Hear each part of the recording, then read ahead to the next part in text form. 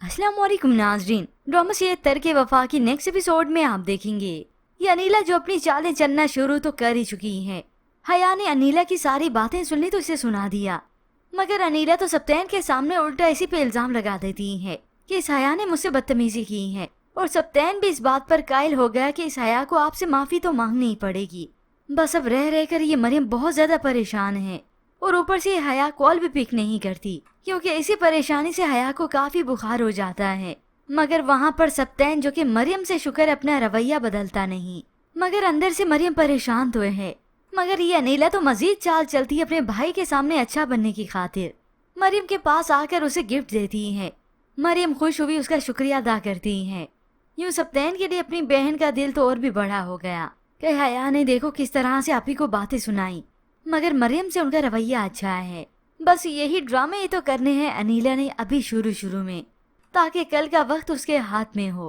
तो अपनी आप ही के जाते ही सप्तैन ने मरियम को सुना दिया, मैं सब कुछ बर्दाश्त कर सकता हूँ लेकिन अपनी आप ही की आंखों में आंसू नहीं बर्दाश्त कर सकता। यूं अनीला बाजी जीत गई।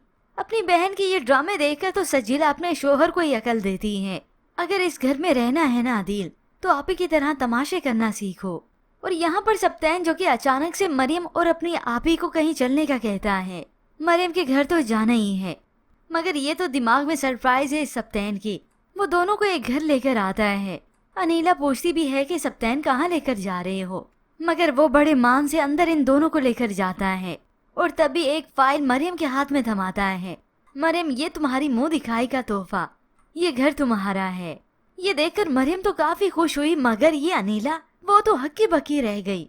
यूं कहे उसके चेहरे का रंग तो फक हो गया कि ये सप्तैन ने क्या कर डाला। सप्तैन तो एक एक बात मुझसे पूछता था, मगर इतनी बड़ी बात छुपा कर रखी।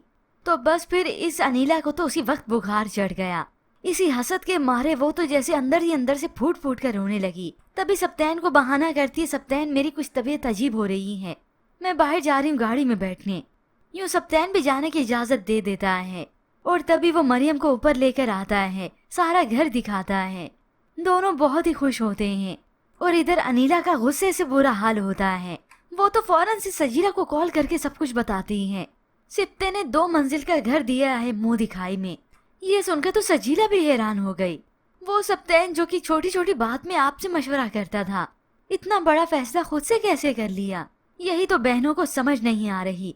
मगर ये अनीला बाजी पलटना तो अच्छे से जानती है। इस मेहरबानी को अगर मैंने अजाब में तब्दील ना किया ना, तो मेरा नाम भी अनीला नहीं। यूं इसने तो खुद से ही चैलेंज कर लिया। अब ये दिन रात मरियम का सुख चैन और भी उससे छीन लेगी और सप्तैन की नजरों में उसे और बुरा बनाएगी। यूं ही सप्तैन मरियम को उसके मायके भी ले जाता है। मरियम के घर अपनी आप ही को भी लेकर गया ताकि उनकी इज्जत उनका मान भी बढ़े। दादी खुशी खुशी मरियम को गले लगाती हैं और सबकी यूं ही गैर मौजूदगी में दादी मरियम को समझाती भी हैं। शुरू में नया नया घर बहुत पराया लगता है, मगर वक्त गुजरने के साथ यही पराया घर अपना लगता है।